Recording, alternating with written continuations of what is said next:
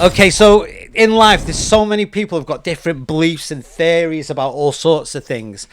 One of them, obviously, being religion. Now, some people say a religion is just a belief you just keep thinking, but that's what someone who's got a critical mind would think. But some people, they really believe. They don't believe. They know that Jesus is real, or Allah, or Jehovah, or Yahweh, or whatever word you want to call it, whatever God you choose to believe in.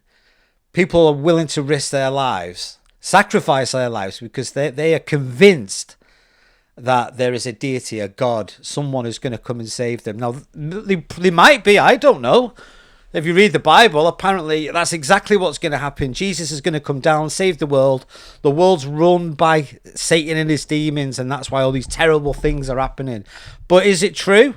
Well, it says in the Bible, but if it's the Bible true, well, that's something that we should question, because there's certain stories in the Bible that don't bloody make sense. Like Jonah in the whale. Is that when the guy goes into the fish and lives there for a couple of days? And then you've got Samson. He had superpower and he didn't go to the gym. He just had long hair. Anyway, this video is about addressing things like that. We're going to analyze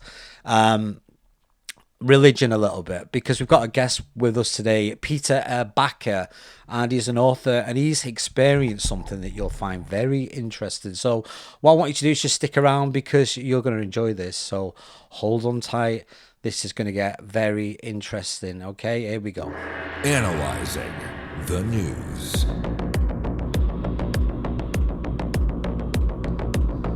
Right, I've got a guest here now. He's just coming to the screen. This is live, by the way, so don't worry. Hey, there he goes. Can you see? You can hear us there. There's Peter. Okay, Peter, can you hear us? certainly can, Travis. Right, okay, so we're going to hear your story. We've got you now for a couple of hours, so I know there's a lot we want to go into, okay, but we're going to just start from the beginning, because this is about your journey and what you experienced. So take it away. What's happened? What's going on? What have you seen? What you're aware of? Well, I'll start telling my story, though feel free to jump in anytime. Down in Melbourne, I was, my wife at the time, she would attend a Bible study. She used to invite me. I wasn't interested. And it hails back to my days in primary school. It came from a quite strict Catholic upbringing and household. And in primary school, from as early as grade 4, various things our teachers were teaching us from the Bible and saying what the Bible said just didn't make sense. There were a number of those. Probably the biggest one, there are a few, but the most pertinent one was, it was in grade 7. So I was 11 or 12 years old. It was around Easter time. And it was Matthew 12:40. And someone listening now might think, the ears might prick up just with the mention of Matthew 12:40. Because the Jews at the time, the religious leaders, were saying to Yeshua, Jesus, what proof is there that you're actually God's son? And he said, the only proof, he said, an adulterous generation seeking after signs, and the only sign that will be given is, as Jonah was in the whale 3 days and 3 nights, so too shall the Son of Man be in the earth for 3 days and 3 nights. And the bloke leading this religion lesson was actually Father Grundy, a priest. And I'm sitting there again, as I said, I was only 11 or 12 years old, but I'm thinking to myself, how in the hell can you fit 3 days and 3 nights between Good Friday and Easter Sunday? It's just not possible. You can carry on, play semantics, all kind of word games, and try and insinuate, parts of a day and all this sort of nonsense. All that nonsense aside, you still can't get away from the 3 nights. You got Friday night, Saturday night. That's it. The thing is, though, is that was the only proof that Yeshua gave to prove that he was who he said he was, the Son of God. So if he didn't fulfill that proof, he wasn't God by his own admission. There's no getting around that. When I asked the priest about it, he made some stupid excuse. I still hear it today. When Jesus died on the cross, the sky went dark. That was the first night. I was just a kid. I didn't believe it then. I'm sure as hell I'm not going to believe it now as an adult. But still, it was a major contradiction. It's a huge contradiction, because if he wasn't in the earth for 3 days and 3 nights, like he said he was, it wasn't God's son. That's it. Logically, that's it. The truth of the Bible and everything in it stands and falls on Matthew 12:40. But the thing is, though, I just had this, you call it a knowing, that there had to be some creator. Call it what you want, but I just knew that I knew. But I also knew that there had to be some explanation somehow, some way. And over the years, I encountered a lot of other people who had the same problem with Matthew 12:40. Now, interestingly enough, years later, I actually learned the truth. And it really was in the ground for 3 days and 3 nights. And there's a lot of debate over there. There's a lot of debacle backwards and forwards. But he was actually crucified on a Wednesday. I should go back. But okay. Back in religion in the same year, I don't know whether this occurred before I questioned Father Grundy or after. But this time I had a substitute teacher in religion, and we're reading from the Bible again. And it was around the time of the Passover in there. And they're saying had to take the body down from the cross because the Sabbath was approaching, and it had, in brackets, for that Sabbath was a high day Sabbath. So, Miss, yes, Peter, what is it? I said, Miss, what's a high day Sabbath? And she's looking over my shoulder. She goes, oh, I don't know, mustn't be very important. And I'm thinking to myself, how the bloody hell can it not be important? If the Bible has an emphasis on brevity. So if they put something in there, it's got a purpose. Now, I didn't realize it at the time, but that little thing in brackets for that Sabbath was a high day Sabbath. That was the key to unlocking the truth of Matthew 12:40, which I'd find later. The thing being is that there were 2 Sabbaths that week. There was the weekly Sabbath, which is always a Saturday, from Friday night to Saturday night, sunset to sunset. But there's also 7 annual feasts, one of which was a Passover, which often fell around the time of Easter. And this annual high day Sabbath fell on a Thursday that year. He was actually crucified on a Wednesday, rose sometime around Saturday, Sabbath day, around sunset. Exactly 3 days, 3 nights, just like he said he would, proving he was Son of God. Getting back to the Easter thing, though, again, when I was questioning Father Grundy about the 3 days and 3 nights, I asked him too, because the whole Easter, the bunnies, and it just didn't make sense to me. And I said to him, what's with the Easter egg? Oh, the egg's symbolic of new life, blah blah. It's like a tomb. Yeah. And I'm thinking to myself, yeah, I'm not really buying that. And then I asked about the rabbit. And I said, and why a rabbit? Like, if anything, chickens. Rabbits don't lay eggs. And he gave, I think with that, he just kind of smiled at me, shrugged, and walked away. Can I just did you have a question, Travis? Yeah, can I just mention on that you said about the rabbit? If you're not noticed, because I always, what you're asking now, this is no contradiction to people who are Christian, Catholic, or whatever, right? We're just Yeah. questioning things. It's like you said, what's this rabbit all about? It's a rabbit. The symbol rabbit is usually found in paganism. It's like, if you remember Yes. Playboy, which was the biggest Yes. porn industry in the 80s. What's the symbol of Playboy? A rabbit. Why? You go Rabbit. like a rabbit. It all represents sex and things like that. The Easter egg. And it, Fertility. yeah, and it all goes back to paganism, and paganism in its That's form right. is Satanism. It's like, what? Yes. So yeah, you're Mhm. right. I That, just say when I you're right too, Travis. We're yeah both right.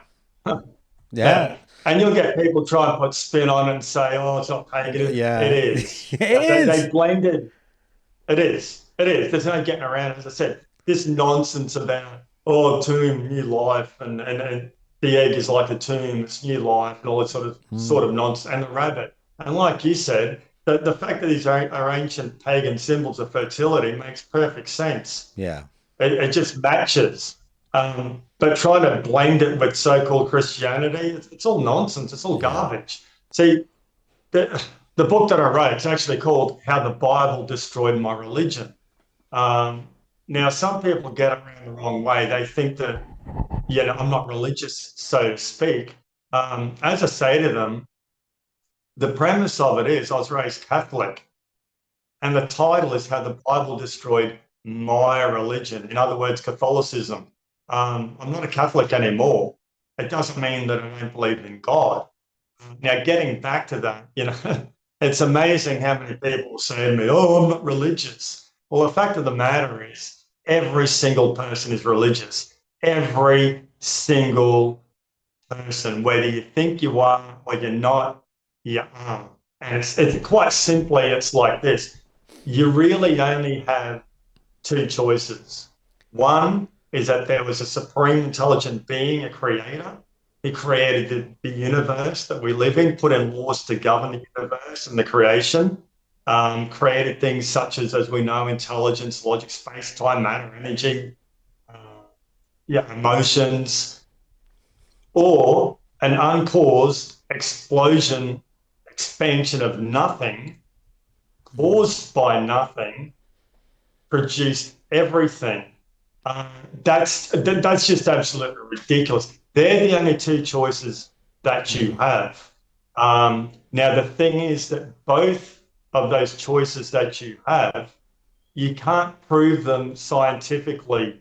You can't conduct experiments following the scientific method to prove whether or not there's a God as such. You also can't do experiments to prove that an explosion, expansion, and nothing caused by nothing can produce everything. You just can't do that. yeah The only thing is, though, is that what the Bible says in certain areas, it can be tested. For example, in Genesis, it says a number of times plants and animals were created after their kind. Now, the scientific method has to be repeatable, observable, falsifiable.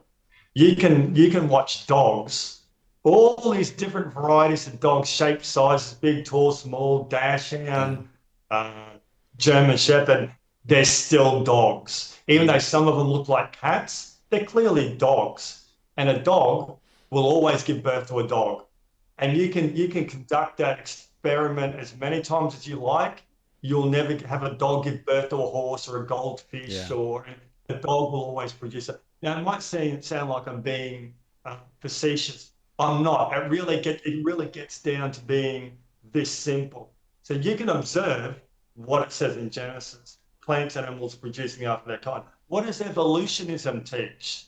mm. It teaches an explosion and nothing produced everything, that there was rain on the rocks, and from this rock became a worm, and then a fish, and then some of the fish walked out of the ocean, and some became dinosaurs, and some became monkeys, and some of these monkeys became. That's it. You take away all the fluff, all the smoke, all the yeah mirrors, the wells, the bells, and the whistles. That's what you're left with. yeah can I So just getting back to what I was just, can I sorry. just say on that note as well, because I was brought up religious. I was born into a religion. My mum's a Christian. In fact, she's a Jehovah's Witness, which is they really look into the Bible. And then people say, well, what's a Jehovah's Witness? So a Jehovah's Witness it's the Bible, But in the Bible, the original name was Jehovah, Yahweh, I am, the burning bush. But they took the word Jehovah out because they class it as blasphemy and you can't say the word of God because it's holy. But then the Jehovah's Witnesses put the name back in. But they don't celebrate Christmas. They don't do blood transfusions. They don't celebrate birthdays. So they're getting closer to the truth, but still, is it the truth? That's why with this, we've got to question everything. That's one important thing. So yeah, question everything. What I want to do, I want to ask people what they think, okay? What's your thoughts in comments? Are you religious? Do you have a belief? Is a belief something that's happening in the mind? Is it an influence? What is a belief? Is a belief just a thought you keep thinking? Because when I was a little boy, I believed in Jesus and I believed in Satan and all this. And the only reason I believed it is because that's what I was being fed. I was told that information. I accepted it because I was immature. I was a child. I had no other point of reference. But again, people like Peter, they've stopped and thought, wait a minute, let me look at this. And this day and age, we don't have to go to the library to find information. We've got the World Wide Web. So we're getting all this knowledge, and now we're starting to be critical thinkers and think, wait a minute, there's certain things that don't make sense. So let me know your thoughts in the comments as well. So yeah, getting back to Peter, carry on, mate. Where exactly were we up to? I think that So we're questioning. I know that I was just talking. Yeah, well, we're getting, as I was saying, with what they say in Genesis, plants and animals produce after their kind. We can observe that. That's scientific. Yeah, the evolutionism saying that dinosaurs evolved into birds. You can't observe that. Now they can try and say, oh, we got fossils, but that's a whole other story. The fact of the matter is we're talking about observable evidence. The observable evidence, plants and animals produced after their kind, it's observable. You can observe what the Bible's saying with that regard, whereas with evolutionism, you can't. You are forced to believe by faith. Now, as I was saying before, both viewpoints, supreme intelligent creative being, and also explosion, expansion of nothing, both foundations, they're just beliefs. The only difference is that ours is in line, Genesis is in line with what science teaches, whereas on the other hand, what evolutionism teaches, it doesn't fit the scientific method. So while both viewpoints are religious, ours actually has scientific backing behind it. Absolutely. When you question things and just don't accept things, things start to take a different turn. It's like, I think what's happening in the world now, a lot of people are kind of waking up a little bit. They're questioning things, aren't they? Especially the way the world is, because something's going on. It's undeniable. Now, religious scholars are saying, this is a spiritual war. That's what's happening now. We're in Armageddon. The prophecy's coming true. But then other people are saying, we live in a matrix, life's an illusion. But we don't know. Socrates said, wisdom is knowing how little we know. And that's one of the things that I always go by. We don't know. We're trying to figure this out. But we know that the information that's been fed to us, like what you're saying, there's too much contradictions. It doesn't make bloody sense, really, does it? No. So after you started to realise, you think, wait a minute, you started to question things. Now you're being more aware, more conscious, instead of brain dead and just accepting anything that anyone says to you. You're starting to think for yourself. So what happened from there? Well, yeah, a couple of things in my book that I talked about before. I said, just like you're saying, Travis, I say a number of times throughout, especially in the preface, question everything. Question everything I say. I want you to question it. It'll stand the scrutiny. Try it. I include scripture references in my book, and I say to people, check them out, test them. And I also say, don't believe a word I say. Like, check it out for yourself. Listen to what I say. Don't believe a word I say. Check for yourself. I said, however, except for things like personal testimonies, For those testimonies, you actually have my word. I'm going to tell you the truth. But everything that you can check out, check out. I want you to, because you're right.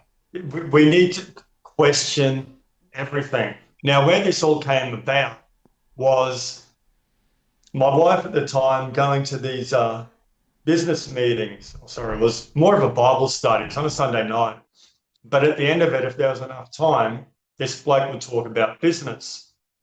And so my wife tried dragging me along every week. I just wasn't interested, mainly because of Matthew 12:40 and just different things.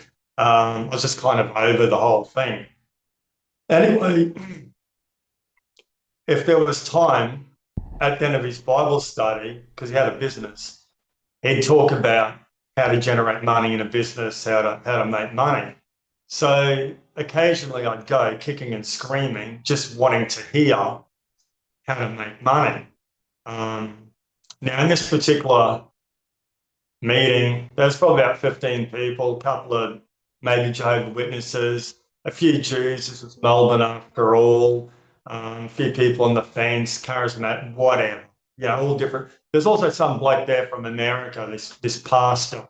And it used to really do my head in because we're doing this Bible study. We started in Genesis. And whenever they were unsure about something, they'd ask for everyone's opinion. But when they weren't sure, they'd ask this American bloke for his opinion. Their attitude being, oh, he's a pastor. Yes, so what? Stuff if you're just because you're a pastor, it doesn't mean anything. Big deal. I can put 10 pastors in a blasted room, ask them a question, get 10 different answers. Is it true? Right, Yeah. Travis? Yeah. I could put 100 in a room and get 100 different answers, but who's a pastor? So it means nothing. So anyway, there's this one particular, this particular night, I don't know what this bloke said, the people in the group, but he was trying to make a point, and the bloke over the other side of the room believed completely different, and he's questioning, and this going backwards and forwards, and I'm thinking, mate, at this rate, we're going to finish too late. We're not going to learn how to make money.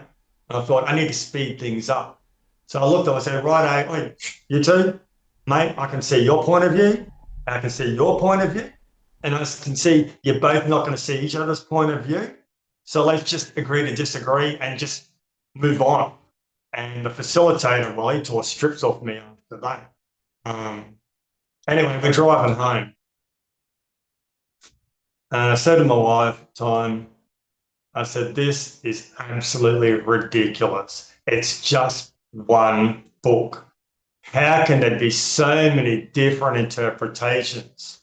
Now, from that point, I resolved to find the truth. I have an obsession for truth. I just want to know the truth, good, bad. I don't care. I just want to know what it is. I couldn't believe you could have one book and so many different interpretations. It makes no sense. It's illogical. So anyway, the next 3 months, mate, I got information from all different sects and denominations, Christian denominations. And I went through them with the Bible. I'd go to work, I'd come home and pull them into the books. I'm on the floor, the Bible in front of me, a red pen ruler, all this literature spread around me.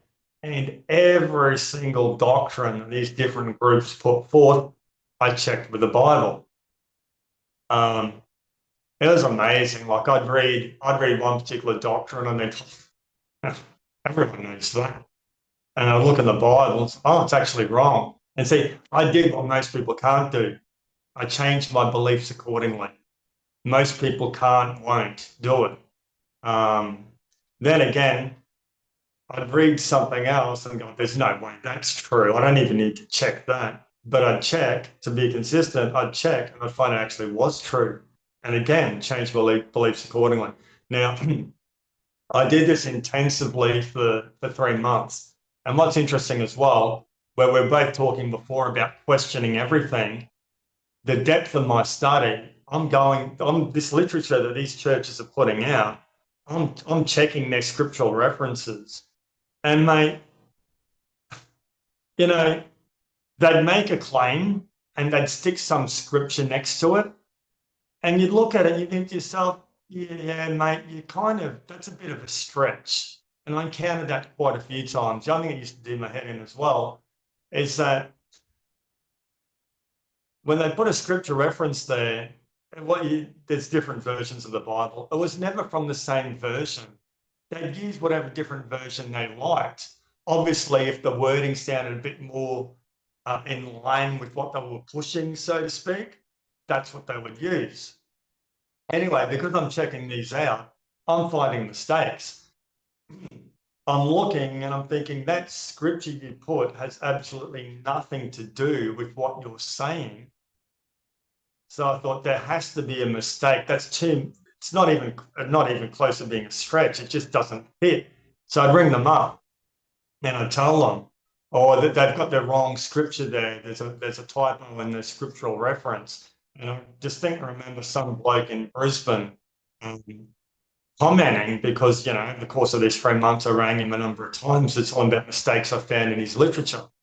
It's like, be like the Bereans, but really delve into what the Bible's teaching. Do your own research, question everything.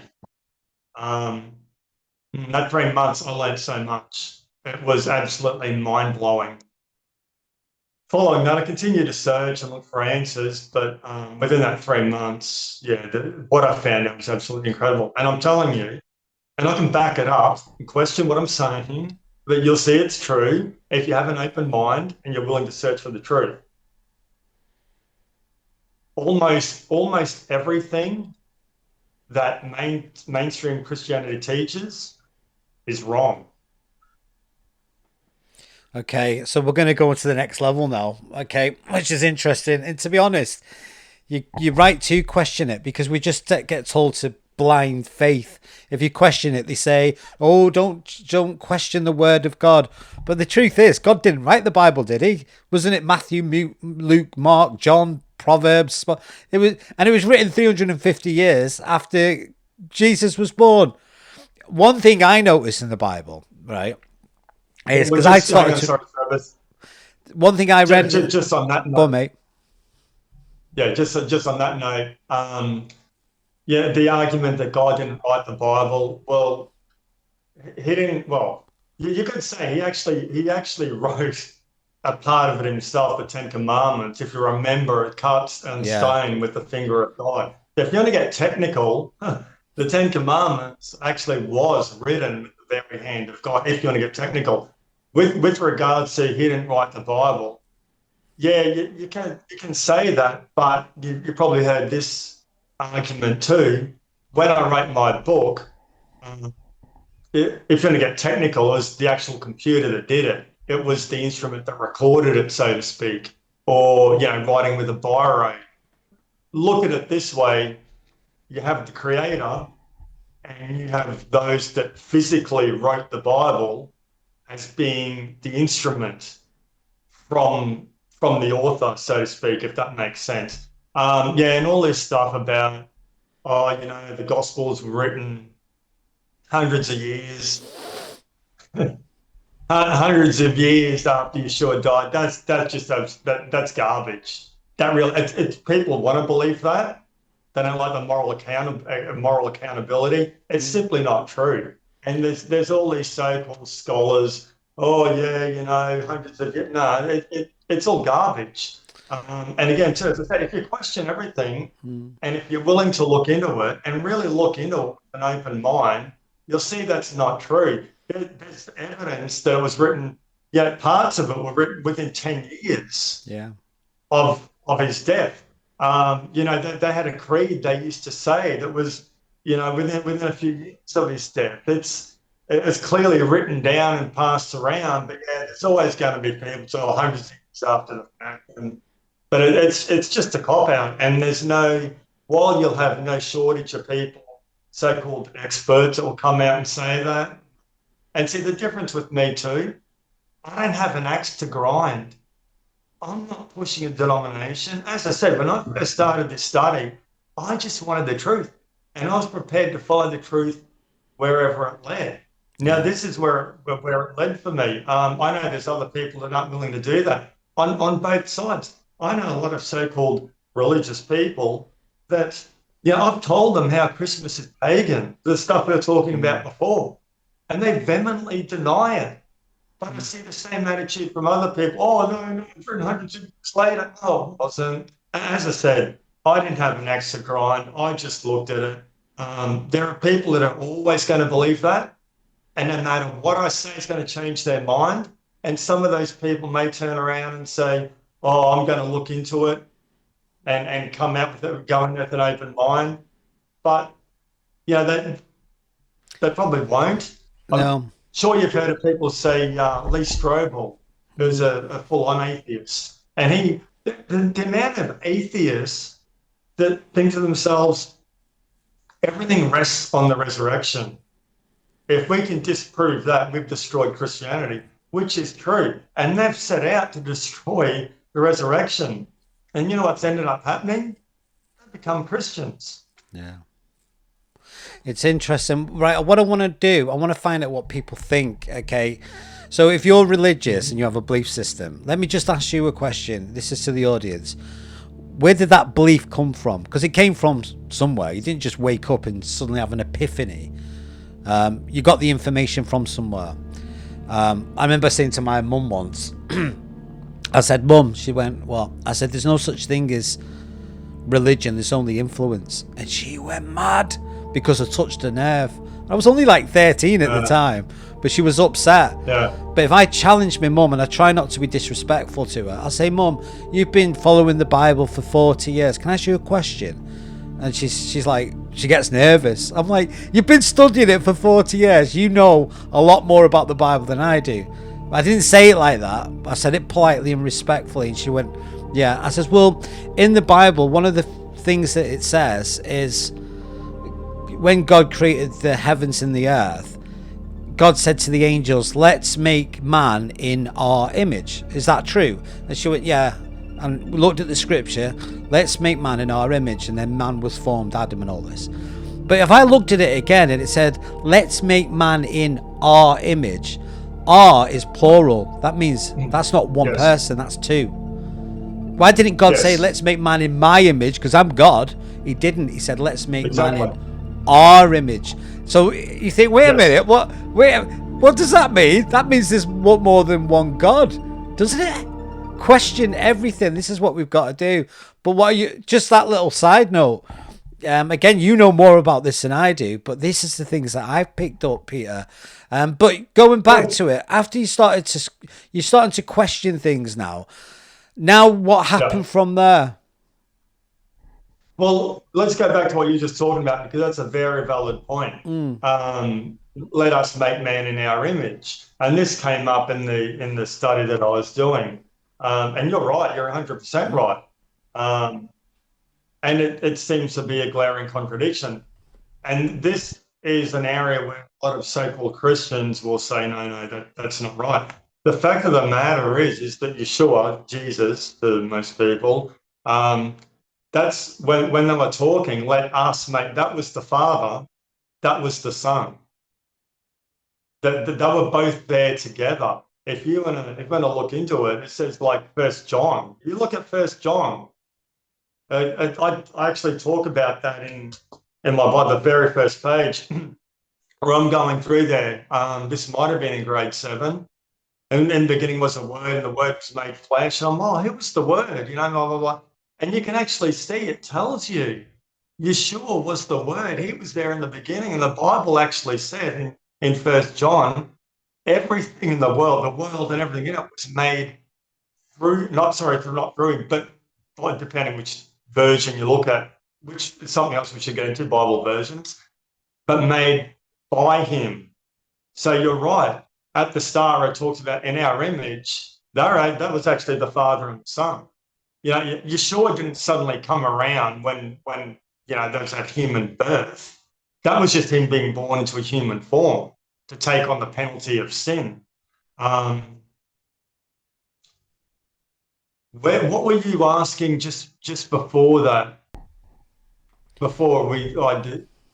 sidetracked. Well, there's a few because there's a lot to uncover, isn't there? Because there's a lot of information. But again, one of the first things I got going back to me, I was always probably like you. I was frustrated because my mum believed this thing, and I was a little kid, and because she believed it, and I was her son, I had no bloody choice. I had to do what she said because it's her belief. So I wasn't allowed to think for myself because I was a kid. So Yes. that's what Yeah. happens, isn't it? If your parents are a certain belief, they're going to instill that belief into the child. But with my sister and my brothers accepted it, but I didn't. And I wasn't a naughty child. I wasn't trying to be awkward. I just, well, it doesn't make sense. When she used to tell me about biblical stories about Jonah and the whale and Samson and Delilah, and then saying that Adam and Eve were perfect and they lived in the Garden of Eden. And I thought, oh, that's nice. They were perfect. And went, yeah, perfect. I said, so why did they turn on God when God said, don't eat the fruit from the tree? If they were perfect, Good question. yeah. Yeah. Good God, question. Great question. listen, mate, me and you aren't perfect, right? But if we're in a garden and we're tuned into God, literally, and he said, listen, don't eat the fruit from the tree or you'll die. You'll surely Yeah. die. That's what it says. You're not going to go, Yeah. I'm a bit tempted by a little snake that's talking to me. You're going to say, mate, I'm mates with God. You'd be terrified of him. You're not, the temptation aspect of it's not going to come into play. It wouldn't. And on top of that, you're genetically perfect. You're in tune with nature. The temptation isn't going to come into it because you're perfect. So that in itself's a kind of flaw. What do you think? There's a lot. There's a lot to do with. Okay, well, here's one question I've often asked myself. Now, here's the thing too. By asking questions, just because I can't answer something doesn't mean that something's wrong or not true. It means I may not have just found an answer. And a classic example is Matthew 12:40. You know, you could quite easily, I could be justified for saying, oh, the Bible's not true. Yeshua is not God's son because of Matthew 12:40. Good Friday to Easter Sunday, it wasn't 3 days and 3 nights. And he said that's the only proof he's going to give. I could be justified for saying it's not true for that reason. But I would have been wrong for thinking that because that wasn't the case at all. The days were wrong. And they can actually be proven with scripture. Again, as I say in my book, I show it in there. And let's just stay on that note for a minute too. When I was away, there was some time after this where I was doing a Bible study. It was with the Seventh-day Adventist mob. And they actually came around to our house. We had young children. It wasn't easy to get babysitters. And one of these days, he had just dropped in, and I showed him. I was telling him about how it wasn't Good Friday and Easter Sunday, how he was crucified on a Wednesday. The annual holiday, the Passover, fell on a Thursday that week. And he struggled with it when I first heard about it because he was brainwashed in this Friday, Sunday nonsense.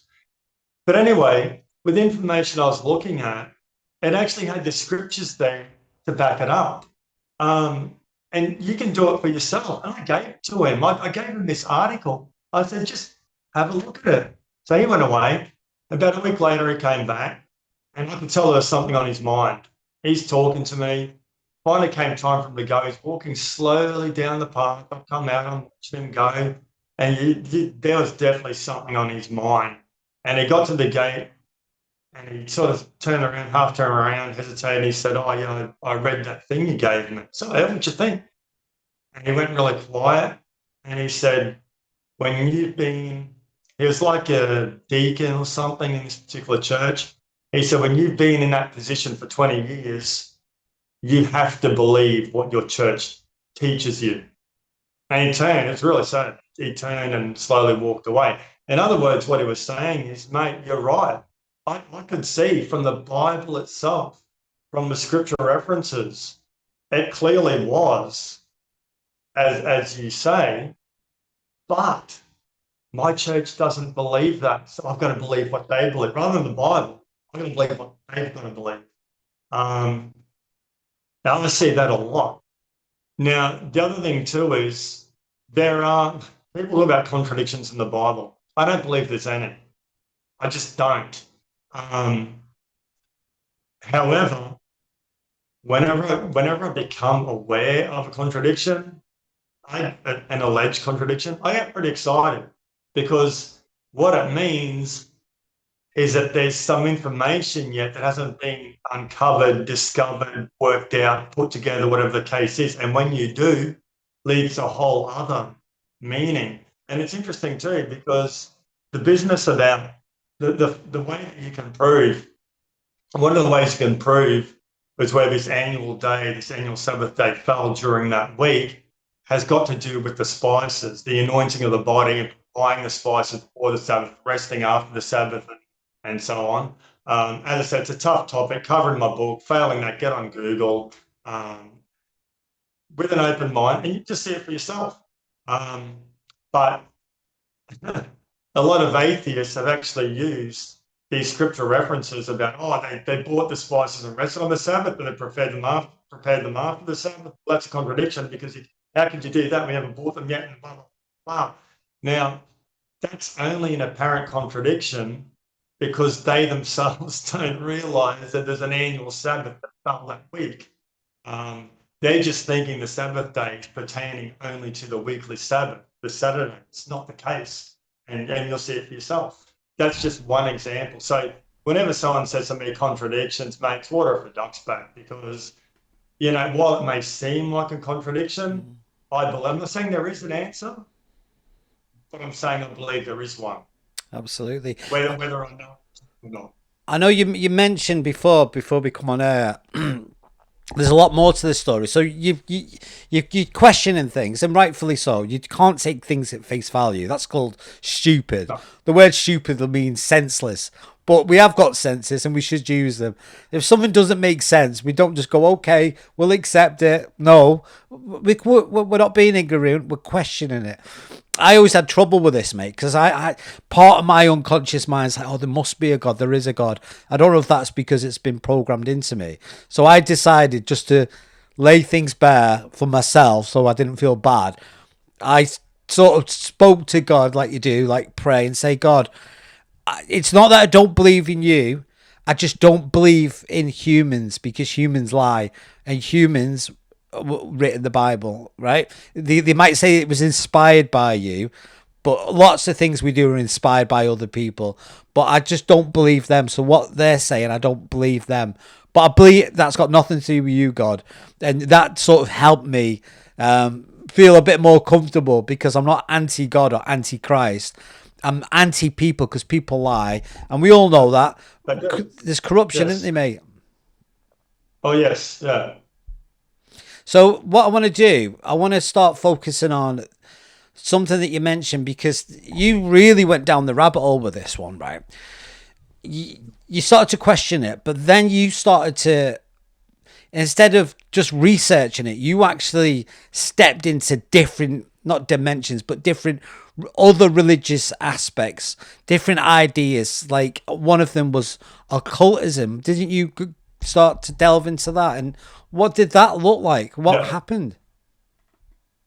Well, after leaving primary school, as I said, with all these different questions that didn't make sense. Actually, on that note too, you're probably familiar with are you familiar with Kirk Cameron at all and the latest talk on eternal hellfire at all? Not at the moment. No, I've not heard about that. It's huge. It's currently a huge topic, and what he's essentially saying is that he doesn't believe that hellfire is eternal, and most so-called Christians believe that it is. They think you're in this burning lake of fire for eternity. Being chased around with Satan with a pitchfork. That's what most Christians believe. Now, as I was saying before, a lot of what mainstream Christianity believes, it's just not true. And that's one of the things. Now, this whole thing came out with Kirk Cameron. His son questioned him and he's saying, Dad, really, it doesn't make sense to me that, an all-loving God would torture people for eternity. Anyway, Kirk's looked into it in different scripture and he's of the opinion now that that's not the case at all. You're not tortured for eternity. And it's right.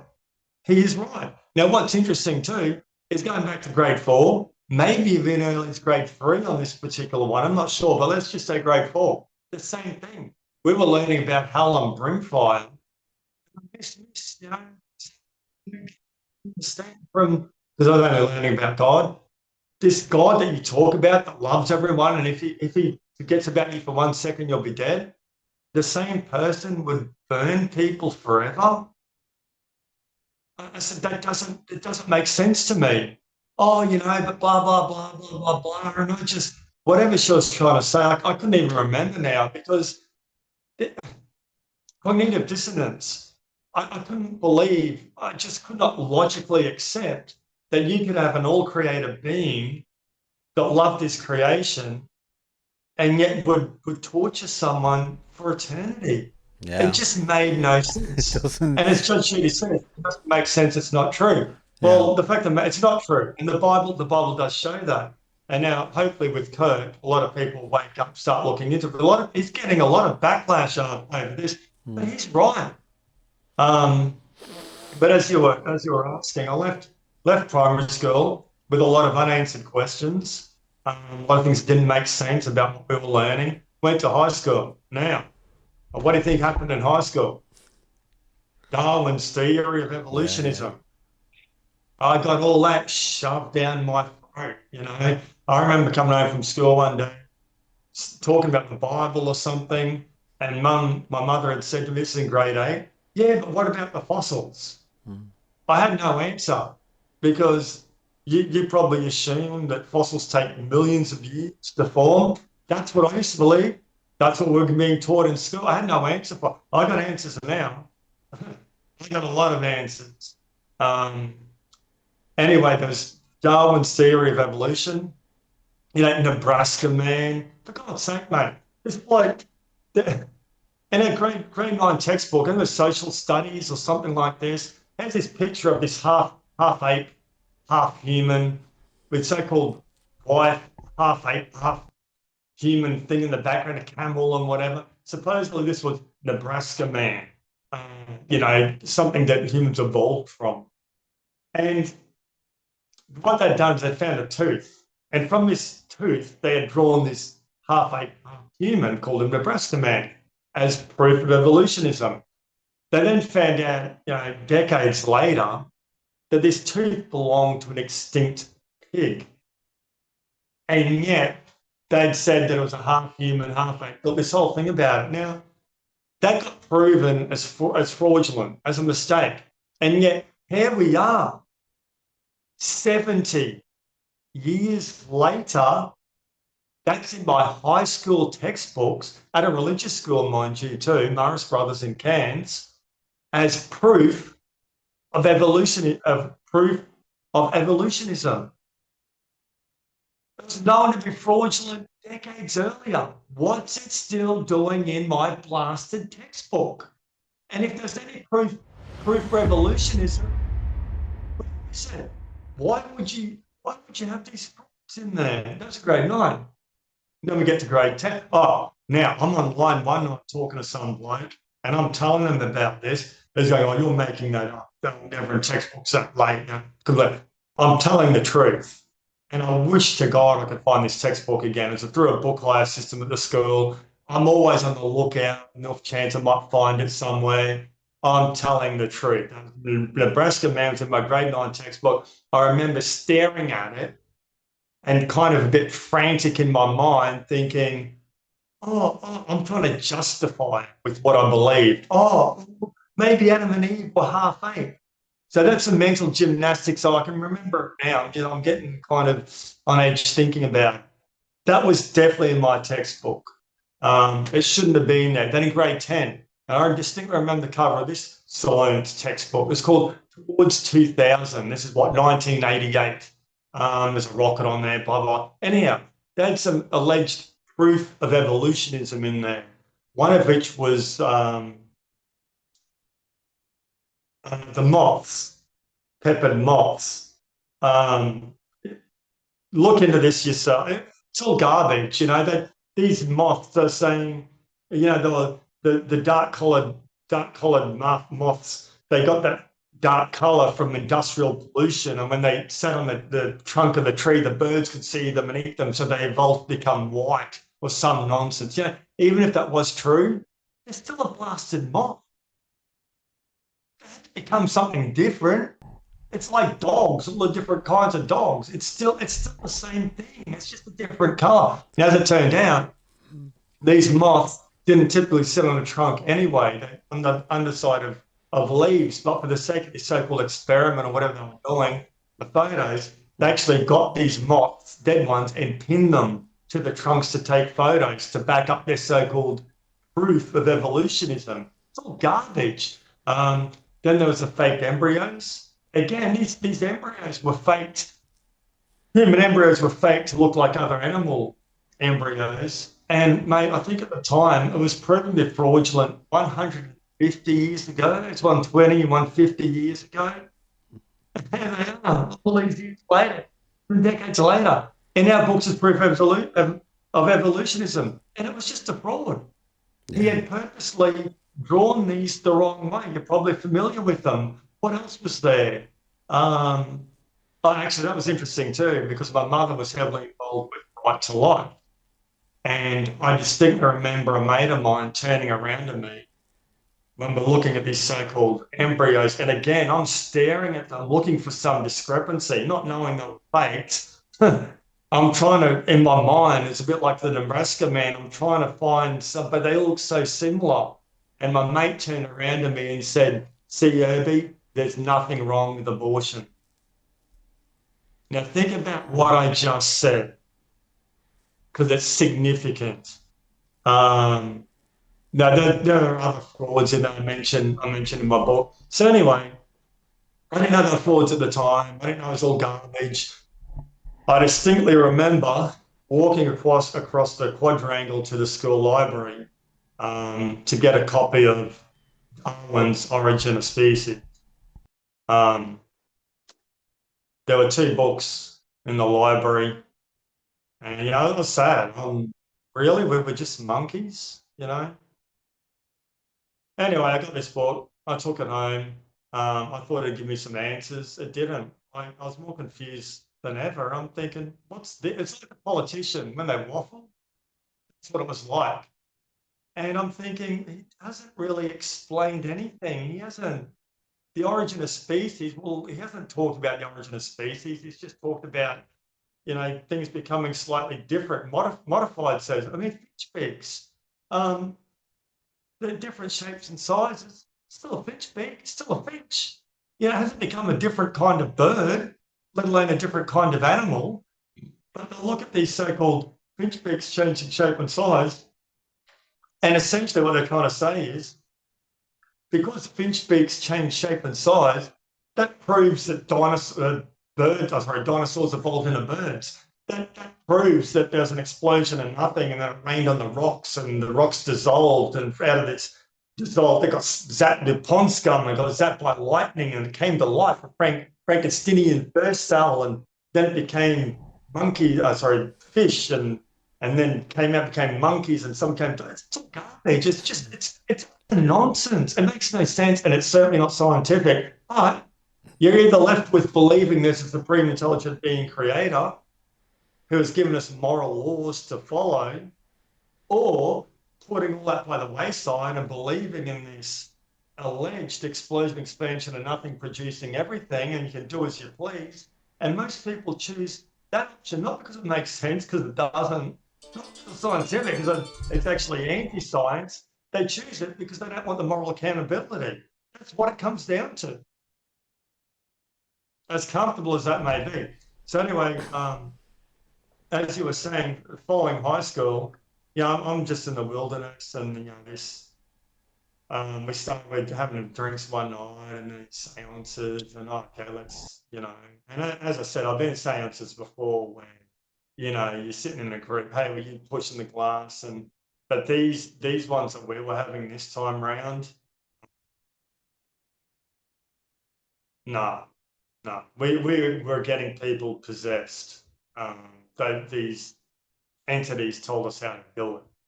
I don't know when to go into a lot of detail about it. like I recount some of the stories that I initially I didn't want to. I hadn't. I touched on it because I didn't want to influence anyone getting involved in the occult, and I know that people would if I told someone a story out of curiosity, and even just mentioning it, it caused for some sort of interest. So I just mentioned how I'd done some, and said a little few things that happened. And a friend of mine read it. She said to me, "No, you've got to go into detail." As much as I didn't want to, and I did. With a few, there's many more, uh, so many more, but I mentioned a few. And she's actually right because they do add a lot of credibility to what I say, especially with what happens to life after death as well. Because I know the arguments people say, it's like, look, I've experienced a lot. I drowned when I was 13. I saw myself drowning. I saw my life flash. I heard the voices speak to me. I've done the seances. I've seen people possessed.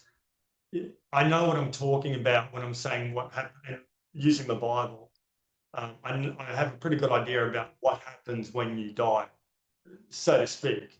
Um, so anyway, that by telling a few stories gives me some credibility that I actually do have some experience, especially when I say reincarnation's a load of garbage. Can Now, on that note, Pete yep, just step back a little bit? Can you go into that a bit? Because sure.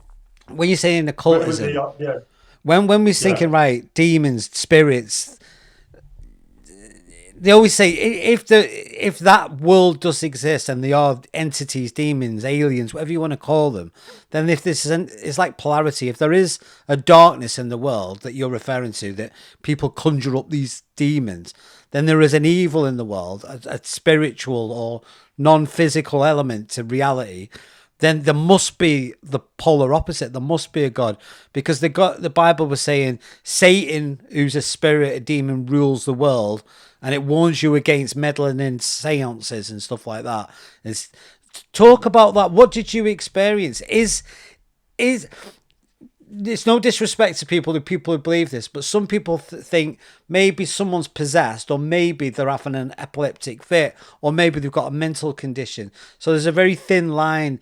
And how do we distinguish if someone's possessed by the devil, or they've got mental health? So what was your experience when you saw things? What actually happened, and what made it real for you? What made you think, no, this is not this is not natural? Can you go into that for I'll, me? I'll come. I'll come. I'll come back to some of the experiences. But your question before about how do you know it's a demon, it's not a mental illness, and so on. The short answer is I don't know, and I have absolutely no problem saying I don't know.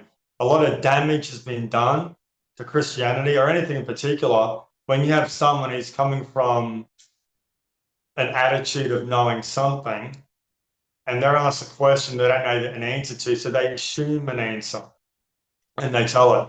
If I don't know, I'll say I don't know. And I just want to say again, as I say in the book, I'm not an expert. I question everything that I say. I don't pretend to be an expert. There's a lot of things I have learnt the truth on, and I'll happily talk about that. But there's going to be a lot of things I'm just going to say, I don't know. And I don't care saying that. I hate it when I ask someone a question and they don't know the answer. They make something up. A lot of times when I'm talking to someone, especially in a shop, wherever I am, I'll ask them a question. And especially if I see this glaze come over in their eyes, I'll say to them, it's either yes, no, or yeah, I don't know. So I'd rather have you say I don't know than try and make something up. I've gone to shops before, but no, we don't have it. I see it sitting on the shelf, and I've taken it back and said, "You said you didn't have this. Here it is." Um, anyway, getting back to the seances, you're right with my spiritual upbringing, so to speak. I had a big aversion to it. I knew it was wrong. The Bible speaks against doing that. I'm a sinner. Um, but for that reason, I opted not to become possessed. As I said, we had a choice, and other friends in the group did. Um,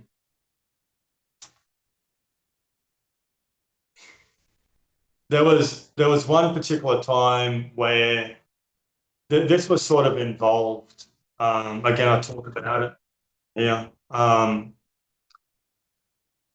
Won't say his name. Wow. He had become possessed. Well, actually, I don't know if this particular night, because see, a lot of this stuff I don't really think about. I'm quite happy to let it go off to the ether. Um, I maybe this was this particular night, but either way, if it's not, there are two things that occurred anyhow that really add credence to this. There's one particular night having this seance in the kitchen in this two little bedroom unit in Cairns, ironically opposite the Pioneer Cemetery. um, and this person in question, he wasn't feeling well. He was working early the next day, and he said, I'm over this. I'm going to go to bed. And so he went down into the house was dark. There's a few candles going in the kitchen. He went down to his room on the side of the house. I'm actually breaking his pumps now. He's gone into his room, and we started the sounds. And initially, we'd start out with bits of paper, the letters on them torn up and spread around in a circle, and then actually went to a shop in Cairns, actually bought a proper so-called Ouija board, little plastic disc and whatever. We're using that. Anyway, we'd always have someone that would write down, because it just goes to letters. Mind you, on this board, they had a yes and a no. It's kind of freaky, bringing back memories. But you'd have someone that would write down the letters, and then you'd look at them and you'd work out where the words were, so to speak. Like, oh, okay, I bet, then it would make sense. Typically, that was me. I was typically the one recording everything. We'd also have a camera, just a basic camera, taking photos occasionally as well. I got some photos from these nights, and especially this night in question. Anyway, I nearly said his name. He's in the room, dark house, few candles going in the kitchen. This entity came along, and that's a funny thing. Typically, just before an entity comes, um, the air suddenly gets colder, just briefly colder, and the lights and the candles, they seem to flicker down. It's really hard to explain. In sense of brief coldness as well. Anyway, next thing, this disc has gone to the letter K, and I'm like K, then H, then E, then R, then E, and then it just stopped, and we're like, Kahir, what's that? Like Kahir, and oops, I nearly said his name. Anyway, finally someone said, does it mean it's a name beginning with the word K? That word beginning with K. Here, do you mean here? And then it instantly, with so much force, shot across to yes with like, and the next thing we heard this piercing scream come from the bedroom. Now it's late at night, it's dark, few candles. We were absolutely terrified. We knew there's entities and different things. And that scream, I tell people, if you could imagine waking up from a deep sleep and some bloke standing over the top of you with an axe, and this axe already has blood and hair from some other victim, and he's bringing it down towards your head, and you just woken up to seeing this, the scream that you'd emit would probably sound very similar to that blood-curdling scream that emitted from it. And we're just sitting there looking at each other. We were just, it wasn't nice. So cautiously, I think we probably turned on lights and went on. We couldn't open the door. There was something behind his bedroom door. We're all sitting out in the lounge room. around the corner from his room. One of his best friends went in there and was talking to him, and they're in there for a while. Well, finally came out, and we said, what happened? What's going on? And his friend said, "He doesn't want to talk about it." And real defensive. And anyway, this bloke eventually said, "No, no, I'll tell him." What his story was that he said that he had gone to bed, he was falling asleep. You know when you start to fall into a really deep sleep? That's how it felt for him. And then he said um, he'd woken up, he felt like he was being risen in the air, and he got turned over. And he said he could see the bed about 6 feet below him. And that's when he screamed. And he flew into the door, the closed door, fell down behind him. That's why we couldn't open the door. That was pretty freaky. Now, I don't know if I said it that night, or I said it the next day, weeks later, months later, or even years later. But I do remember saying at some point to some of the people that were there, could you imagine what might have happened if the door was open? Um, hmm. That's, I'd say there's a very good chance, as strange and as ridiculous as that sounds, I know. This is one of these, you've got to take my word for it. And I don't care what you can believe me or not. I really couldn't care less. I really couldn't. I'm just telling you the truth. I'm telling you what happened. I know it's hard to believe. But Can anyway, can I I really believe. can I thingy with you with that? Again, I never believed anything. I never did. But in 2021, I went to Ibiza. Was it 2000? No, 2001. So it was. I was a young lad, and I went to Ibiza on my own, full of positive energy. Um, Everything was great, and I went on holiday on my own. I went to the party capital of the place. Everyone's raving, and I went to a nightclub called Space. I don't know if it's still there now, but it was a big famous nightclub.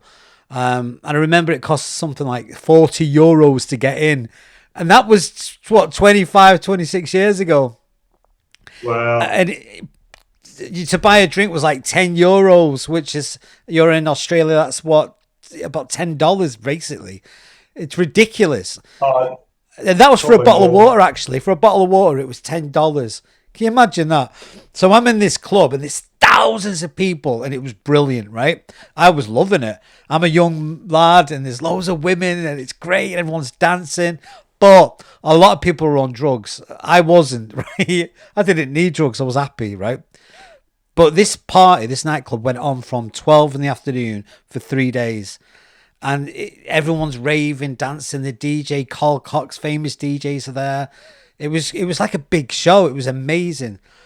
And I remember, and I always remember this, it terrified me because it come from nowhere.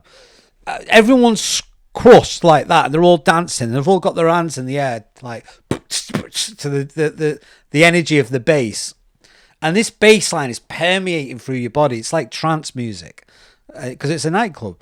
And I met these people from Germany and I was chilling with them. And next minute, I just got this really cold feeling. It was horrible. I'm like, whoa, what? And it come from nowhere. I thought, what's that? Yeah, right. And I swear to God, I ain't joking, right? I turned to the side of me and there was this woman. You got to remember, there's thousands of people and we're all sort of close. And everyone's basically on drugs. Their pupils are high, but I wasn't. I've never took drugs. So I'm aware of everything. And I'm just having a nice time. And there's this little woman. She was tiny. She was about 4 foot. I'm 6 foot. And she's there and she was like crouched down and she had like a scarf over her head and she looked like a little old woman. And I just thought, oh, that's weird. What's she doing here? Because everybody was in the 20s, 30s. That's it. They didn't really get anyone over that age. And then suddenly there's this little old woman. But but she had the scarf over her head and she had like little coins, and she looked like something from biblical times. It was weird. Gypsy. It was weird, right? I promise you. And I'm not stupid. I don't look at things and go, "Oh, that's weird." This was like abnormal. It didn't make sense. Why is she there? And I just looked at her and I got this really cold, icy feeling from her. And for a moment, it was like my breath was almost sucked out of me. It was terrible. My heart was racing. I'm like, what's this? It was like I was having a panic attack. And I don't suffer from anxiety, but that was anxiety, like trepidation, the fear something's about to happen. And as I Yes. looked, listen, mate, as I looked, she was holding like this little chain thing and it was rocking like that. And this mist was coming from it. And I'm observing it. I thought, she's getting off. It's like she's getting off on the energy in here and like she's giving it to someone. And I looked like that because I was curious, and she lifted her head a little bit, and I swear to God, her eyes they were black. And I was like, and I literally ran out of that nightclub and got a plane home. I was terrified. Even thinking about it now, I was shaking like that of what I saw. It wasn't what I saw, it was the feeling that I got from her. Yes. And I went home. Oh, yeah. I literally, I was like, I was terrified. I couldn't sleep. I was having nightmares for weeks. And I didn't know who to speak to about it, because I thought, and I told my sister, I said this thing, and she went, "Oh, you were probably on drugs." I goes, "I don't take drugs." Yeah. And Same. it was, and then I had to speak to someone someone biblical. I was actually looking for a priest or someone, and I spoke to an elder at my mum's church, and he was like, "Hello, Travis, how are you?" I went, "I'm good." And I goes, "I've just come back from Ibiza," and he was talking to me. I said, "Can I talk to you?" And I never spoke to them. And he was a nice man. I said, "Can I talk to you?" And he said, "Yeah." I said, "What?" I said, "Something happened. It sounds a bit weird. I feel a bit embarrassed saying that." And it was, but it was real. It wasn't a fragment of my imagination. It was real. Mm. And I said, Yeah. this woman, I could see she was like getting off on the energy. It was like she was giving this energy that everyone was creating, which seemed like pure positive energy. It's like she was giving it off to something higher. And she was very demonic. It was weird. And he talked to me about it. And he said, "Yeah, it's dead calm." He went, "Yeah, it's the demons." And as he explained it, I'm getting chills thinking about it. I thought that was it. And I never, ever, ever, ever, ever am going anywhere like that again.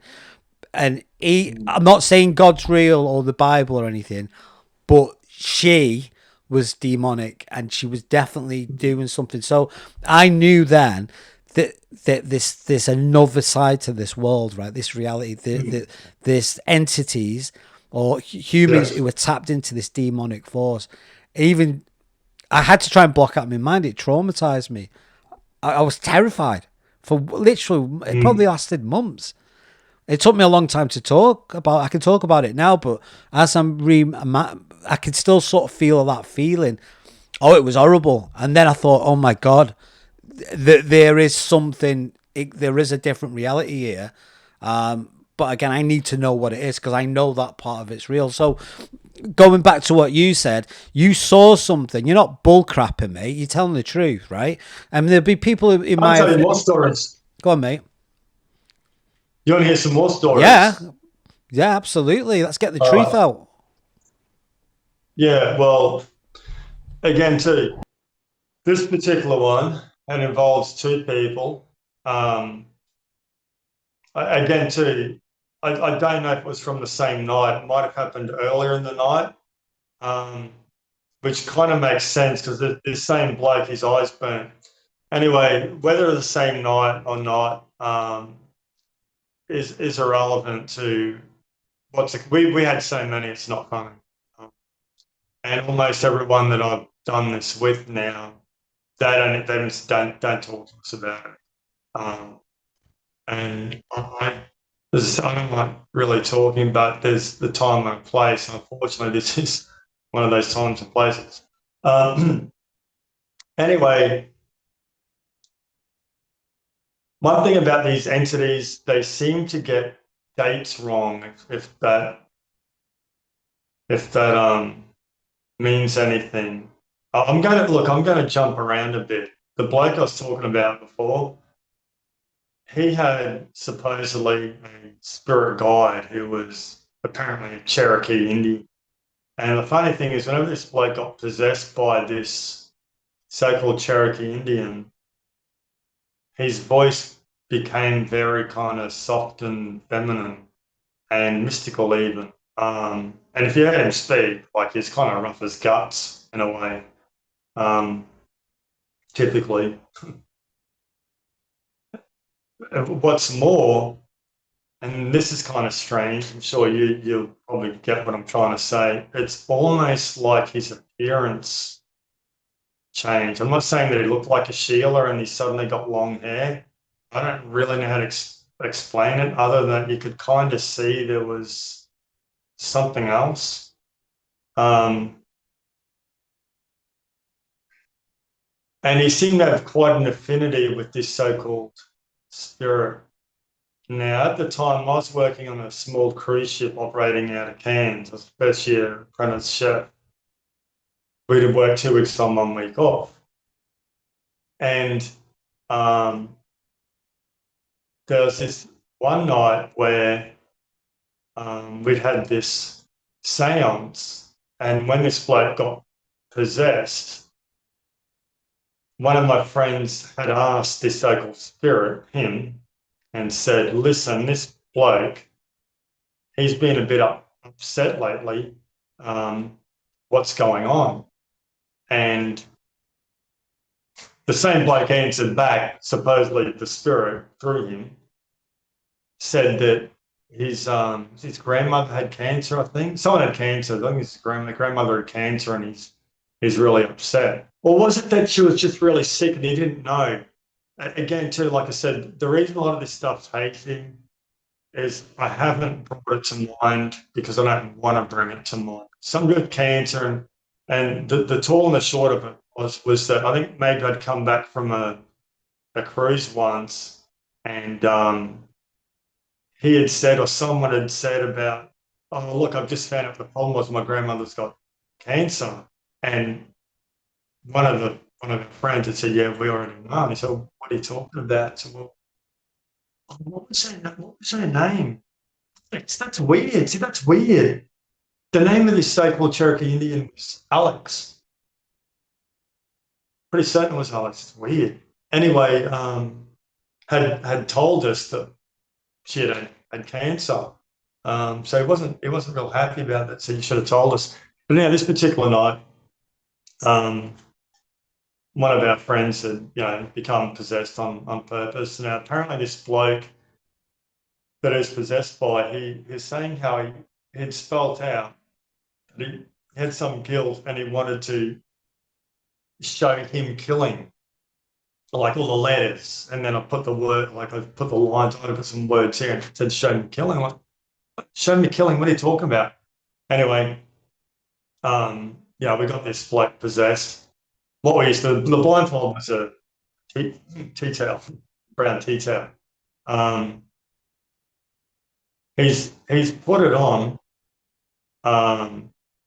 and next thing he's dived under the table. Now it's dark, there's a few candles in the kitchen. He's dived under the table and we're looking under there and we went to take a photo and the flash on the camera wasn't working.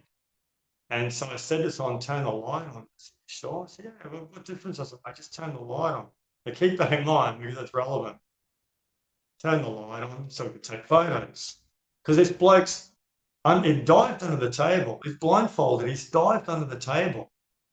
And his legs are kicking like he's swimming. And one arm, it's like he's doing breaststroke. The other arm's not moving. He's doing like with one arm breaststroke and his feet are kicking. So I said, he's swimming. And says, no, he's not. He's scrubbing the deck. Because the backstory is, I think this bloke was saying he was part of the Spanish Armada or something, going to take on the English or something. Back in 15 or 14 something. And anyhow, the mate saying, no, he's scrubbing the deck. I said, well, why is it kicking? And he goes, well, it's just one arm moving. I said, I don't know. So I wrote down swimming and then maybe scrubbing the deck. Because what we do is we write everything down that happened, and when they come out of their possession, we get them out, follow the procedure. We then say to them, "Hey man, what happened?" And they'll tell us a story, and when they're telling us stuff, like, "Oh no, huh? So yeah, you're doing this and you're doing that." So anyway, um, he's under there, and next thing he's doing all these different actions, and he's going, "No, no, no," and he's feeling around. He's blindfolded, and then he felt someone's leg. This bloke's he's pretty scrawny. He's felt someone's leg, and he's just grabbed on. He's latched on, and we're all grabbing him because these people tend to get a superhuman strength. Actually, think about the words you said, superhuman strength. And anyhow, he's trying to grab someone. I've got a photo of 3 sets of hands on his arm trying to restrain him.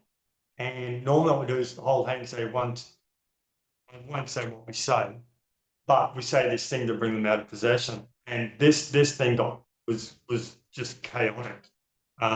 Everyone's freaking. The strength is no, when he's and the strength, and there's a Sheila there. She was freaking out. I think it's his girlfriend actually, probably. Um, so we just reached out, touching each other with what we could. I got my foot on someone's leg, and connected, and we got him out of possession. Um, anyway, sitting there, and he had pulled a blindfold down, it's right around his neck, so it's hanging down around his neck. And we're asking him what happened, and he's saying that sometimes when he's possession, he becomes the person in question. Other times he's just observing. This particular thing is observing, and apparently he's on this. I'm thinking it was a Spanish ship going to the English, or English going to Spanish. And he said this bloke just dived overboard, and he said he didn't know what to do, so he dived overboard as well. And so he just swimming underwater, and he's got a knife in one hand. And I went, no. And he's going, what? What are you talking about? And I said, the thing, the knife in the hand, the one hand, and it's got on the deck. And he just sort of looked at me, and because he really didn't understand what I was saying, and just kind of shook his head and just continued on. That's the thing too. He was complaining about his eyes. He kept saying, "Oh my goodness, they're burning, they hurt." Anyway, he was saying how he got up onto the ship. Actually, when he was swimming under the water, he said that this light had come on, and he said the bloke turned to him in the water and said, "Why did they do that? They didn't have to do that. You're going to be in great pain because of it." And at the time, he didn't know it was why the bloke was saying what he's saying or anything. Anyhow, they've come to this ship, climbed up on top, and apparently this bloke, he's half killed someone, he's about to finish him off. And my mate said he just freaked out and grabbed his leg, was saying, "No, no, no," which correlated with what we'd written down. Anyhow, he kept complaining about his eyes and saying we had to turn the light on to get the photo. The flash wasn't working, it's dark. And he said, "Look, I'm going to go in the lounge room where it's darker because my eyes are really sore." He went in there, we continued on. Now, next thing, this best friend of his, the same one that day that tried opening the door when this bloke was stuck behind it, he went to check on, nearly said his name again. He came back to me and said, "Herbie, I'm really concerned." He said, "Such and such has put the blindfold back over his eyes, and he's muttering something, he's chanting something over and over." Now, I'm pretty certain what he was saying was "Aya Kandiya Sandhya, Aya Kandiya Sandhya," just over and over and over again. And that kind of tribal is weird. And it's kind of freaky to go in there and see him with the blindfold now that had been around his neck, back over his eyes, and him chanting this weird thing. Anyway, his friend of mine said that he wanted to get possessed so he could go under and try and find out what's happened to our other friend, I advised against it. I said, mate, it's bad enough. I'm freaking out. What's going on? I said, it's bad enough now. Don't go making it worse. But he insisted, so in the end I relented. And we got him possessed and he's done all this stuff. If I was actually standing up now, you'd see the actions. We're in a tiny lounge room. Um, and he started doing things like he was blindfolded, of course, because everyone gets blindfolded. You have to, it's part of the thing. He's blindfolded in a tiny room, tiny little lounge room. And we're just writing down his actions. He's walking, like, he's kind of pacing, and then he sort of shook his head. He seemed frustrated. I don't know if you'll see this or not. Um, he put his hands on his no, he put his hands on his hips, and it was weird. It wasn't your typical like this. It was more of a like that. Or I can't really do it now. It's just I remember thinking that it was strange, that it was weird. Um, and he shook his head and he bent down. He half bent over and he was straining. He was cupping something in his hands like this. He go, and moving to the side and just dropping it or lowering it, and then another one. And what's he doing? We're asking each other, and we're trying to guess at what he might be doing. I don't think anyone guessed it actually. Um, and then next thing he looked up, somewhat startled, and next thing he saw fire. It was incredible. It's dark, the candles, but and he's never seen anything like it. He's never done fencing, and all these strange words and things he's saying. And then at one point he's going down rib cage. I distinctly remember him saying that. And then next thing he's just lying on the ground, comatose, so to speak. And then he just started rolling. He's rolling on the ground from one side in this tiny little lounge room to the other. And then he's up against the side of the lounge and he's sort of like this because he can't go any further. So the lounge is preventing him. And I just looked at my mates, kind of shrugged, grabbed the back of his shirt, dragged him back to the wall, and he's rolling up against the side. Did this about 3 times. And then he finally stopped and he's just lying on his back. Now again, blindfolded on, of course. Next thing he started twitching. I'm sitting on the lounge with the others. He's lying down on the ground. Next thing he's on his back, he starts feeling with his fingertips. Was it just before that? Yeah, because I think before he started really kind of moving, it's just weird. He looked at me. No, he didn't look at me, sorry. His blindfold is what I mean is he's staring straight ahead. But he suddenly pointed off to the side at me, more of an angle, so my head. He's sort of, it's like this. He's on the ground on his back. Blindfolded, he pointed directly at me. And it turned around with his finger and was like this. And I'm like, who's he pointing? Is he pointing at me or you? No, I thought he was pointing at me, but I wasn't saying it. No, he's pointing at you, Irving, and I'm like, and he goes, and he wants you to go there. I said, no, I'm not going there. He goes, he wants you to go here. He wants you to go there. So I got down. He's like, get closer. And I'm kind of freaking. Because of the situation, as I said, my mate's still there in the background. I come to your Sunday. I come to your Sunday. I've just seen this weird stuff take place. It's dark. I don't know what's going on. And then he's motioning for me to come closer. And it's like, no, I'm not going closer. And then next thing again, while he's still staring straight ahead, whatever the thing is, his hand has suddenly reached out, grabbed my shirt and briefed me into him, pulled my head really close to him, mate. At the same time, my fist was up like this. I was ready to smash him. He's a friend of mine, but this was so freaky, so it was extremely unnerving. It wasn't my friend at the time. It was his body, but there was something else. And I was going to smash him if I had to. But he pulled me close and he said something like, then he started feeling, that's probably when he started feeling the carpet. He said, what's this? It's strange grass or something or other, he was saying. And then he said, "What is the God's year?" I said, "What?" And he said, "Hmm, what is the God's year?" I said, "I'm looking at my mate, so I don't know what you're talking about." It's 1993 or two or whatever it was. And he goes, this is very strange. And again, too, the voice was different. He was doing this. This bloke didn't have a beard, probably. The time was probably 17, 18, maybe 19.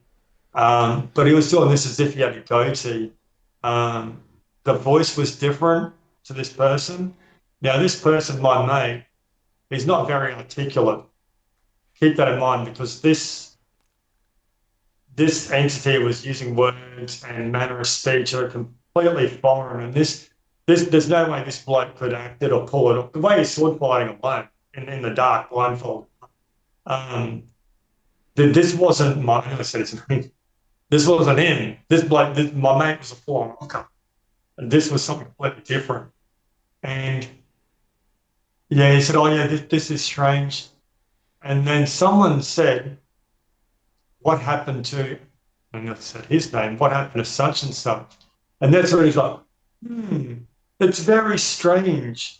A light not of a flame." I can't believe I remember this. Very strange. A light not of a flame from your land was instantly turned on. And I don't know. And that just, that's quite poetic speech. There's no way this bloke, there's no way he could have come up with that. And even if he could, in that moment, you just can't do it. Um, anyway, I don't remember how it all turned out. God, when everything came good. I'll just say on that note, though, when he came out of possession, we asked him what had happened, and then we're correlating with what written down. When he was training and doing this, he said, because apparently there's a couple of them shop, that's right, he'd scream at something like mutiny just before. I remember screaming out mutiny now. Mutiny! Um, he was saying that he was the captain of the ship and he'd walked past and noticed the cannonballs were stacked too far away or something from the cannon. Yeah. So he's moving them closer. And then at that point was when he got attacked and then rolled off the plank, which would have been him doing this thing. But yeah, look, as I said, it all came out in the end. But yeah, I mean, there are other things that have other experience. We've had a lot more. The one I want to do, I want to ask people because, yeah, things happen. And so you hear these stories and some of them sound far fetched. You're like, oh, that didn't happen. Yeah. But you've got to understand, it's like with me, I'm very logical and critical and analytical. My experience, that happened, it physically happened. And again, you're telling your story. So for someone who's airing it, they might be thinking, that's just... But the way you're articulating it, it's hard because it's an emotion.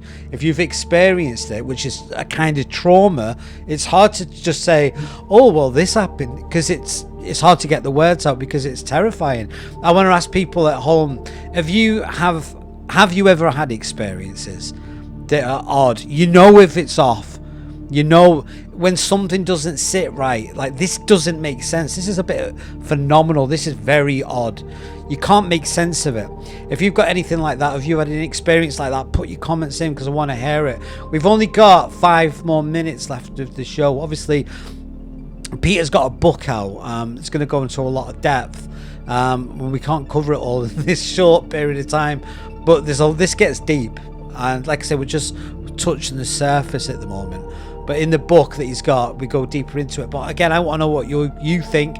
Have you had any phenomenal experiences or spiritual possessions? And it isn't la-di-da. Something's going on in this world. Obviously there's the seen and there's the unseen, but we've all got this sense that something's not right. And if you've ever experienced anything like that, let me know, put it in the comments because I want to hear what you think. But again, mate, we've only got a few more minutes. Again, in your book, what's your book called, Peter, that you've written? Called there you go. How the Bible Destroyed My Religion. That's the paperback. That's the hardcover version. Bloody hell, that's thick. How many pages is that? Yeah. About 350. I believe that the paperback's 376, I believe. The paperback is probably, well, it'd be around the same mark, or 364. The Kindle online, the Amazon ebook, that's about 400 or even more. I'm not Right. sure. Different formats. You can read that for free online with Kindle Unlimited. Failing that, with the Look Inside feature, you can read the first, I think, four, maybe the start of Yeah. the fifth chapter for free. Um, but again, too, I say, like you say, Travis, question everything. Yeah. I don't pretend to know everything about the Bible. I don't think anyone ever really could. Um, but look for answers. And if you do purchase this book, and if you get benefit from it, leave a review. But either way, just consider Mm. what I say. I use basic science, logic, common sense to make arguments, and I put scriptural references in there as well. Yeah. I just want to say again, I don't want to come across as an expert. I most certainly am not. I don't like being pigeonholed. Someone's trying to put a label on me. You know, are you a Christian? And Christian's probably the most vague term I know. What does that even mean, really? Well, I mean, what really does it mean? I define myself as sinner, pure and simple. Yeah. And I went looking for answers and I found them. Absolutely. What did they say? The opposite of knowledge is ignorance, and you can't be ignorant in life. You've got to sort of question things, and it might feel a bit uncertain, a bit weird, but don't keep. We shouldn't keep thinking the same thoughts that we've all always thought. You've got to challenge things. You've got to look under the veil and think, what's going on here? But thanks for that. We've been talking now for an hour and 40 minutes almost, which has gone pretty quick. And again, we've only just touched the surface. But with you, Peter, again, if they want to reach out to you, they can obviously get your book. Have you got socials? Have you got some sort of Instagram? Yeah, same thing again. If you get on Facebook, how the Bible destroyed my religion, just type that in a Facebook. It should come up. Fantastic. Well, thank you, Peter. Again, we've only just scratched the surface. We want to go deeper, but again, there's always part two. But this is just the beginning. But Peter, thank you for coming and sharing your story Thanks, Travis. and see what happens next. But No worries. anyway, thanks to everyone else for joining. I hope you put your comments in because I want to know what you think. What's going on? This world is very strange. We know that something's very off, and we've got to try and figure it out because no one's going to tell us. They'll just tell us their version of events. But in life, you've got to figure it out yourself. Read the books, do your own research, open your mind, because the answer's there. The answer's there. If you ask the question, the answer will come. Again, I was telling you about my ghost story, but it was real. Was it a ghost? I don't know. But all I can tell you that an energy radiated from that person that I've never experienced before, and I never ever want to experience it again. It was terrifying, and she didn't even touch me. It was just being in that presence, and it scared me that much that I literally was willing to run. I left all my clothes in the hotel, by the way. I ran, booked a plane, and went home. I was that scared, and I'm not a scaredy pants. I'm quite confident. But anyway, guys, thank you so much. Until next time, take care, look after yourself, and don't play with Ouija boards.